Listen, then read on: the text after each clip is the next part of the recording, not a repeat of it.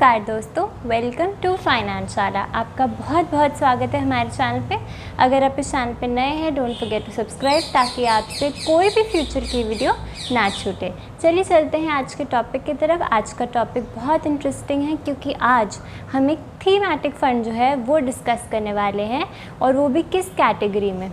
सो चलिए चलते हैं टॉपिक की तरफ। मैंने ऑलरेडी लिख दिया है बोर्ड पे, बेस्ट PSU फंड फॉर 2024। अब PSU फंड जो होते हैं वो क्या होते हैं? सो PSU फंड जो होते हैं, PSU का नाम ही जो इसका फुल फॉर्म है पब्लिक सेक्टर अंडरटेकिंग, यानी कि गवर्नमेंट से जुड़ी कंपनीज, ऐसी कंपनीज जहाँ पे गवर्नमेंट का मेजॉरिटी स्टेक है, ऐसी कंपनीज को PSU कंपनीज बोला जाता है। और यहीं पे ये जो फंड है वो अपना निवेश करके चलता है। ओके, दूसरी चीज़ जो आपने हमेशा याद रखनी है इस फ़ंड के बारे में, अगेन ये कोई रिकमेंडेशन नहीं है, बिल्कुल भी सिर्फ़ और सिर्फ एजुकेशन पर्पस के लिए है। सिर्फ़ और सिर्फ आपको एजुकेट करने के लिए, आपके सामने नए नए म्यूचुअल फंड्स, उनकी रिटर्न्स, उनके बारे में इंफॉर्मेशन, ताकि आप एक राइट डिसीजन ले सकें जब भी आप इन्वेस्टमेंट करने निकलते हैं in the mutual funds in the market. Okay, so सबसे पहली बात हमने डिस्कस कर ली कि PSU का फुल फॉर्म क्या होता है। दूसरी चीज़ जो हमें ध्यान में रखनी है कि ये एक थीमेटिक फंड है। Thematic fund, yes. So theme क्या होता है? थीम होता है कि पर्टिकुलर सेक्टर या एक पर्टिकुलर एरिया जिसका अभी रुझान है या जिस पे अभी कंसंट्रेशन चल रहा है, जहाँ सब लोग सोच रहे हैं कि यार इस सेक्टर का ना फ्यूचर में कुछ हो सकता है, ये बहुत बढ़ सकता है, इसी को थीम बोलते हैं।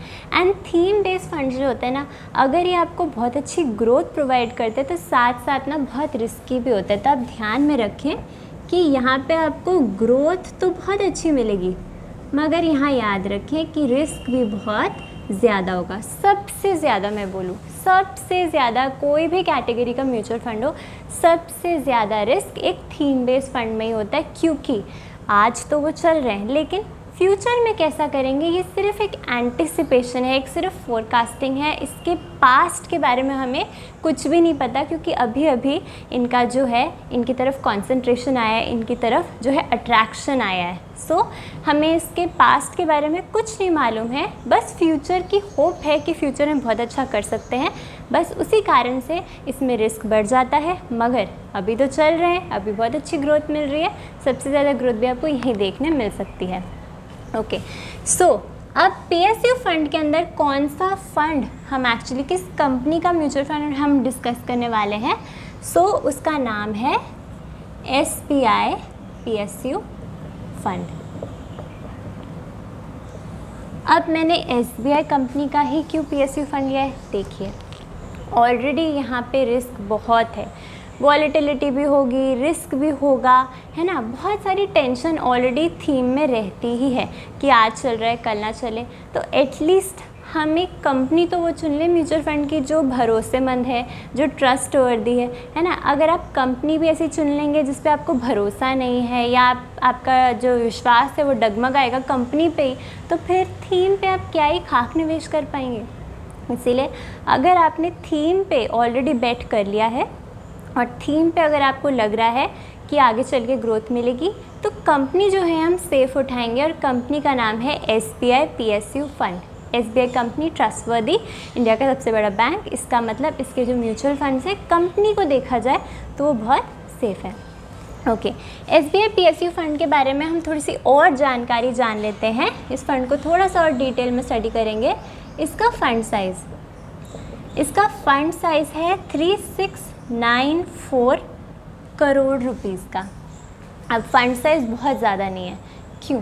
अगर हम बाकी म्यूचुअल फंड से कंपेयर करें तो क्यों ज़्यादा नहीं है? क्योंकि थीम है ना, थीम में रिस्क बहुत है, और रिस्क अगर है तो लोग पसंद नहीं करते रिस्की म्यूचुअल फंड्स को उठाने के लिए, हालांकि उसमें ग्रोथ बहुत अच्छी मिलती है। सो अगर आपको भी लेना है, आप ध्यान में रखें कि आप सारा पैसा इसमें ना डाल दें, डाइवर्सिफाई करके चले। अगर आपके पास 4-5 different types of mutual funds हैं तो वन ऑफ देम ये भी रह सकता है, इसमें छोटी सी SIP जो है वो शुरू की जा सकती है। ओके, फंड साइज़ छोटा है क्योंकि नॉट ओनली इसमें बस ये है कि थीम है, तो थीम की वजह से रिस्क आपको ज़्यादा देखने मिलेगा, इसलिए कम लोग इसमें निवेश करके चलते हैं। एक्सपेंस रेशो है 0.77, ना कम ना ज़्यादा।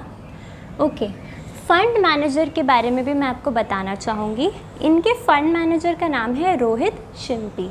अब इनके पास बहुत सारी अच्छी डिग्रीज़ अवेलेबल है, CFA वगैरह, सो बहुत ही इंटरेस्टिंग देखने के लिए मिल रहा है। अगर हम इनका पूरी लिस्ट ऑफ डिग्रीज़ देखें तो बहुत अच्छे हाईली क्वालिफाइड हैं ये।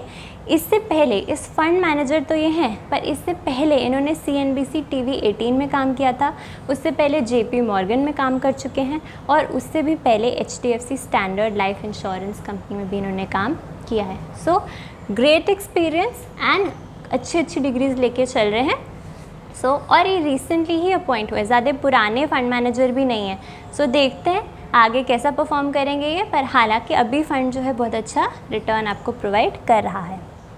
ओके, फिर हम बात करते हैं इस फ़ंड की रिटर्न्स के बारे में। इस फ़ंड ने हमें रिटर्न्स कैसे दिए, 1 साल में, 3 सालों में, 5 सालों में और ओवरऑल। सो 1 सालों में 101% रिटर्न्स, 3 सालों में 43.2% रिटर्न्स, 5 इयर्स में 28.2% एंड ओवरऑल 13.9%। सो आप देख सकते हैं 1 साल में तो कमाल रिटर्न्स मिले हैं, पैसा डबल हो चुका है। मगर अगर आप लंबे समय की बात करें तो 13-14% ही रिटर्न्स देखने मिल रही है। तभी बहुत ज़रूरी है जब भी फ़ंड उठाएं, अगेन थीम था ना, पहले नहीं चल रहा था तो इसीलिए ओवरऑल रिटर्न ज़्यादा नहीं बनी, लेकिन अभी चल रहा है, सरकार का रुझान है, सरकार का इस पे हाथ है, तो अभी चल रहा है। सो अगेन बहुत रिस्की है, बहुत ज़्यादा रिस्की है, मैं आपको यही बताने की कोशिश कर रही हूँ। पर अगर रिस्क नहीं मिले, अगर आप रिस्क नहीं उठाएंगे तो आपको रिवॉर्ड कैसे मिलेगा? So if there is no risk there is no reward also.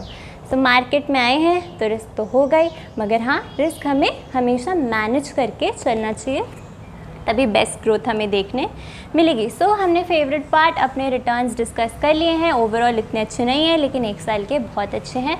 आगे भी ऐसा लग रहा है कि अच्छा ही करेगा, बट आपने हमेशा याद रखना है कि पास्ट रिटर्न्स फ्यूचर नहीं दर्शाता है, बस एक आइडिया दे देता है थोड़ा बहुत, आगे की रिटर्न्स कम ज़्यादा रह सकती हैं।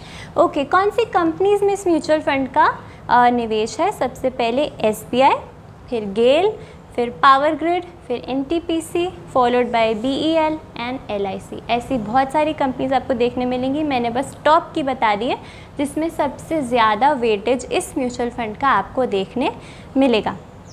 सो अब हम एक एग्जांपल से कवर कर लेते हैं कि अगर मैंने इस फंड के अंदर 5 साल पहले पैसा लगाया होता तो मेरे कितने पैसे बनते। ओके, अगर मैं एक एग्जांपल लूँ तो अगर मैं इसमें 5,000 की SIP शुरू करती और मेरे रिटर्न्स आप देख ही सकते कि 5 सालों में मेरे 28% रिटर्न्स बन चुके हैं। टाइम अगर मैं लूँ 5 इयर्स, तो मेरा इन्वेस्टेड अमाउंट क्या हो जाएगा? मेरी इन्वेस्टमेंट हो जाएगी 3 लाख रुपए की, है ना। अगर आप 5,000 का SIP करेंगे 5 सालों के लिए, आपका पैसा जो लगेगा मार्केट में वो है 3 लाख रुपए, मगर रिटर्न्स हमें अगर 28% मिले हैं तो मेरी वैल्यू जो हो जाएगी वो कितनी हो जाएगी? 8.4 लाख रुपीज़। यानी कि आपका निवेश था 5,000 प्रति महीने का और आपकी वैल्यू बन चुकी है 8.4 लाख रुपीज़, जो कि बहुत अच्छी देखने मिल रही है। बस ये एक एग्जाम्पल था, हाइपोथेटिकल केस था, कोई रिकमेंडेशन नहीं कि आपको यही करना चाहिए या आगे भी इतने रिटर्न्स आपको मिलेंगे। बस सिर्फ मैथ्स और थोड़ा डेटा लगाया है जिससे आपको एक आइडिया मिल जाए। एनीवे, सो इस फंड के बारे में इतनी ही इन्फॉर्मेशन मैं बस ये बताना चाहती हूँ, बहुत रिस्की फ़ंड है, बिल्कुल भी किसी की सुनी सुनाई बातों पे नहीं जाइए, अपनी रिसर्च पूरी कीजिए, अपना रिस्क एपेटाइट एक बार देख लीजिए कि कितना आप लगा सकते हैं, वही पैसा लगाइए जो आप थोड़े लंबे समय के लिए छोड़ सकते हैं और आपको उस पैसे की ज़रूरत नहीं पड़ेगी। हाल ही में ये फ़ंड बहुत अच्छा कर रहा है, पर पहले इसकी अंडर परफॉर्मेंस रह चुकी है, बट अच्छा थीमेटिक फ़ंड है और आगे आने वाले जो 5 साल हैं उसमें भी इसकी परफॉर्मेंस ढंग की दिख ही रही है। सो डाइवर्सिफिकेशन करके चलिए, अपना रिस्क हेज करके चलिए, तो आपको कोई भी प्रॉब्लम नहीं होगी। I hope you understood the video. I hope आपको कोई डाउट ना रह गया हो इस फंड के बारे में।